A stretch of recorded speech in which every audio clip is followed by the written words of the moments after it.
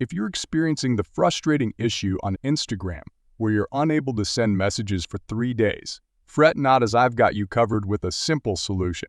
Firstly, ensure to take a screenshot of the message notifying you of this restriction, as it'll come in handy later. Then, head over to the App Store or Google Play Store, depending on your device, to check if your Instagram app is up to date. If not, update it and attempt to send a message. If problem persists, proceed to uninstall Instagram from your device and reinstall it, as this might resolve any underlying bugs or data issues. Should the problem persist even after reinstalling, navigate to your Instagram profile, access settings, and then report a problem. Here, detail the issue and attach the previously taken screenshot before sending the message to Instagram's support team for assistance.